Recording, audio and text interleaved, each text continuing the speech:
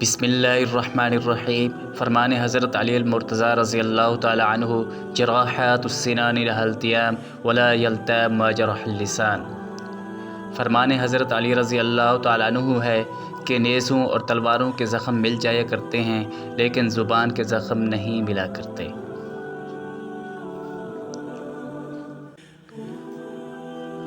اس فرمان کا مطلب یہ ہے کہ اگر کوئی آدمی گالی دیتا ہے تو اس کے نتیجے میں جو دشمنی پیدا ہوگی وہ دیر تک رہے گی، حتیٰ کہ اس کا اثر نسلیں محسوس کرتی ہیں۔